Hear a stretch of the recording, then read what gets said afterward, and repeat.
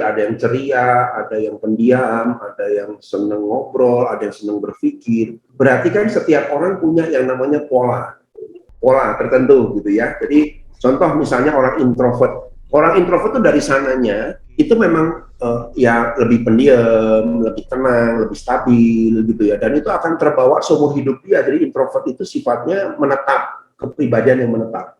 Lalu ada orang yang ceria, ngobrol, hangout, senengnya itu jadi pola yang juga menetap. Ya, sampai dia usia berapapun ya akan jadi begitu kelihatannya. Nah, itulah yang disebut sebagai kepribadian itu adalah sesuatu yang berpola. Makanya kalau saya sebagai psikolog kadang-kadang, Pak, Bapak kok bisa ngerti orang sih? Karena saya sudah belajar tentang pola-pola manusia berperilaku. Oh, kalau dia begini, cenderung kepribadian ini nih.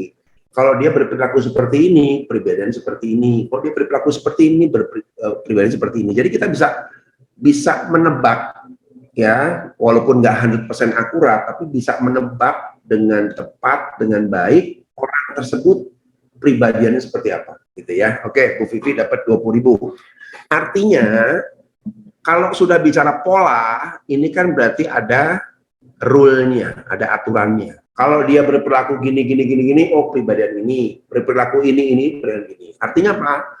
Nah, untuk sampai ke sana, untuk sampai merubah, misalnya dari orang yang pendiam, jadi orang yang ceria, ini nggak mudah nih, setengah mati itu. Dari orang yang ceria, yang sering ngobrol, ya sering apa, wah kalau ketemu orang seneng hangout, apa, diskusi dan sebagainya, tiba-tiba dia harus pendiam, juga nggak mudah, ya. Jadi kebiasaan ini luar biasa nih, ya. Walaupun sebenarnya bisa nggak dirubah orang dari yang kepribadian introvert jadi extrovert? Bisa, tapi hanya sifatnya permukaan. Aslinya tidak akan pernah berubah.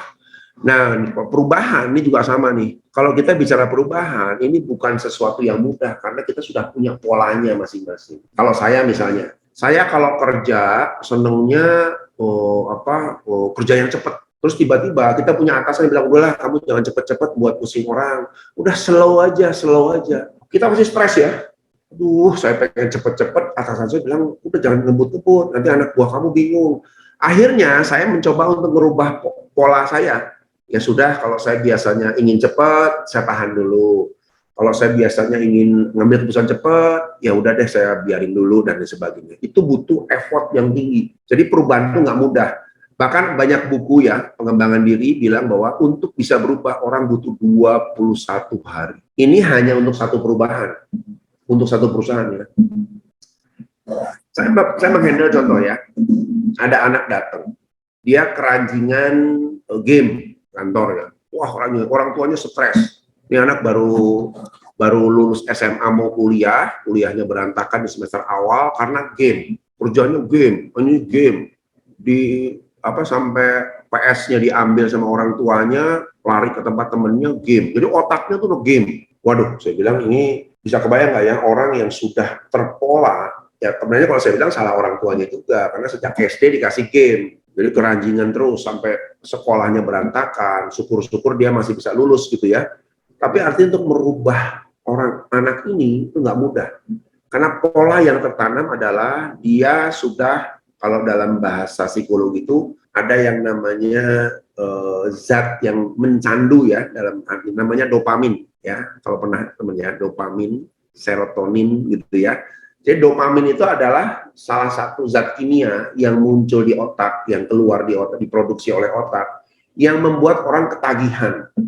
Bukan ketagihan obat gitu ya, tapi bisa ketagihan apa juga. Ketagihan medsos, ketagihan misalnya makan. Makan, kalau stres makan, itu dopaminnya bereaksi terlalu ekstrim, ya. Atau ketagihan bisa jadi workload, ya. Orang yang gila kerja gitu ya, gila kerja juga ketagihan. Orang malas juga ketagihan. Jadi bukan orang yang over ke atas ya, over ke bawah juga ketagihan. Ini aja rebahan aja deh. Itu sedang ketagihan tuh, ketagihan santai, ketagihan rebahan dan sebagainya. Dan untuk merubah itu, dopamin ini harus diintervensi selama 21 hari. Ya, ini terapinya ada, tapi Kita coba belajar juga nanti ya buat teman-teman yang di sini mengalami kesulitan gitu ya. Duh, saya ini kenapa ya setiap kerja kok mudah panik. Nah, Anda butuh 21 hari secara konsisten merubah panik menjadi lebih stabil. Merubah mudah emosi jadi lebih tenang. Merubah kebiasaan dikit-dikit medsos menjadi medsos itu hanya untuk seperlunya gitu ya. Jadi hati-hati juga ya. Inilah yang membuat perubahan itu nggak mudah dilakukan. Ya, ada orang contoh, yang nggak simpel aja. Di sini siapa yang sekolah olahraga, yang bukan sekolah olahraga, tapi dulu rencana olahraga tapi nggak pernah kejadian. Pak Hilmi. Halo Pak. Pernah nggak Pak punya pengalaman ya, entah itu, saya punya rencana, pokoknya pengen baca buku, tapi nggak kejadian Pak, bertahun-tahun, males, mau mulai males, mau coba males, dan sebagainya. Pernah kejadian gitu nggak Pak? Pernah Pak. Nah, coba ceritanya gimana Pak? Misal nih Pak, kita kan kalau Sabtu hari Minggu itu kan libur. Karena kan pagi itu saya mau olahraga gitu kan. Ya. Nah, cuman kadang saya itu berat untuk memulai Pak. Nah itu yang paling beratnya. Sebenarnya kalau kita sudah jalan minimal 1, 2, 3 langkah ataupun mungkin ya berapa meter itu udah semangat lagi gitu. Cuman yang memang berat itu mengawalinya itu Pak. Akhirnya jadinya males gitu. Ya, luar biasa ya. Ini contoh menarik ya. 20.000 ya. Contoh olahraga ya. Kadang-kadang orang itu ya jangan kaget lah ya. Saya punya temen itu rumahnya isinya kayak gym Pak. Ada barbel, ada dumbbell, ada segala macam dia beli Pak. Mahal-mahal dia beli. Tapi yang penting caranya, ini sering dipakai karena masih di plastik, ada yang masih bersih. Oh, aduh, saya beli itu kadang-kadang udah mau cobanya males. Akhirnya bertahun-tahun yang ngeletrak di kamar aja. Dan itu bukan 1, 2 loh ya, banyak orang yang seperti itu. Punya rencana tinggi, sepeda statis dan lain sebagainya, tapi nggak pernah bergerak. Nah pertanyaan saya, kenapa bisa begitu ya? Berhenti merokok juga sama, rencana bertahun-tahun, 2 tahun, 3 tahun, 10 tahun mau berhenti rokok nggak berhenti-berhenti. Itu juga kenapa bisa begitu? Nah kita lihat, pola perubahan itu sebenarnya unik gitu ya. Jadi kalau kita bicara perubahan, yang saya bilang tadi, butuh waktu 21 hari untuk mengintervensi otak dopamin kita, supaya kita nggak terbawa dengan pola-pola lama. Gitu ya. Salah satu contoh nih, saya juga baru pandemik Pak olahraga. Dulu saya olahragawan dulu, senang olahraga. 2002 banyak kesibukan, banyak kerja, sampai 2020 tuh olahraga saya nggak konsisten. 2020 saat pandemi, waduh mau olahraga nih. Nah ini kita lihat ya polanya ya. Rencana buat target, pokoknya setiap hari akan olahraga. Mumpung pandemi kan, nggak kemana-mana. Hari pertama bangun pagi nih, aduh kok males ya, tidur lagi ya, baca handphone lagi santai dulu nggak kejadian Pak. Hari kedua bangun lagi, nggak kejadian lagi, waduh kok males ya, padahal tekadnya udah bulat tuh, tapi setiap bangun pagi mulai sesuatu, saya nggak bisa lakukan apa-apa. Oke, saya akan coba mengintervensi otak saya. Yang pertama saya lakukan adalah pagi-pagi saya bangun, saya ambil sepatu olahraga, pakai baju olahraga. Jalan nggak hari itu? Nggak. Bengong di mana teras depan, celingak-celinguk, kok males ya? Nggak kejadian hari itu. Hari keempat saya pakai baju lagi, pakai sepatu olahraga, pakai baju olahraga, ya. Terus berhari-hari ke depan nggak kejadian juga. Ujung-ujungnya cuma di teras aja duduk. Nah, pada hari ke-10 saya mulai coba, masa udah pakai baju nggak bergerak sih? Mulailah jalan ke depan rumah. Cuman keliling tuh ke taman depan, balik lagi. Tapi apa yang terjadi? Hari-hari berikutnya mulai lebih jauh, mulai satu komplek, mulai keluar komplek, terus saja. Tapi anehnya, dalam 21 hari, saya jadi terbiasa dengan itu. Pagi-pagi bangun, kok belum gerak, rasanya nggak enak ya. Pakai baju, pakai sepatu, jalan. Pakai baju, pakai sepatu, jalan. Akhirnya jadi kebiasaan sampai saat ini. Artinya apa? Itu yang saya bilang. Untuk melakukan perubahan, bukan sekedar ngerti bahwa harus berubah.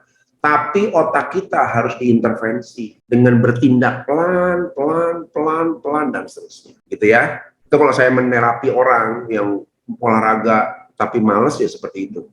Gitu ya. Kayak baca buku juga sama. Berapa banyak orang yang beli buku tapi nggak pernah dibaca bertahun-tahun, ya cuma jadi ganjel pintu lah, ya, jadi tempat rayap di lemari dan lain sebagainya. Saya konsisten, ya, pokoknya setiap hari saya baca 5 lembar.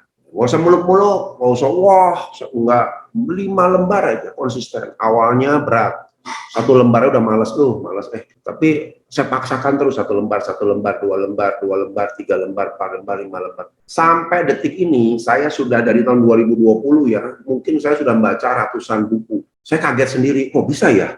Karena saya paksakan untuk mengintervensi otak saya. Kalau enggak, nggak bisa. Ya. Nah, ini pembuka saya dulu nih, karena nanti teman-teman juga, bagi teman-teman yang nanti sudah mulai dapat ilmu banyak tentang berubah, lalu gimana mulainya, Pak? Ya mulainya tidak ada cara, adalah kita lakukan pelan-pelan sampai jadi kebiasaan. Ya, mungkin teman-teman ingat ya, tahun 2000 berapa dulu ya, 2002 kalau nggak salah, seatbelt ya, seatbelt itu baru dijadikan aturan di Indonesia. Sebelumnya nggak ada seatbelt, mobil biasa gitu ya. Tapi sekarang coba masuk mobil, tangan udah otomatis tuh, seret, dan sebagainya. Bahkan kadang-kadang saya kalau jalan cuma di komplek aja ya, di komplek saya, ini kok ada yang kurang ya, oh belum pakai seatbelt, jarak dekat seatbelt. Nah itulah yang disebut mengintervensi otak kita menjadi kebiasaan, gitu ya.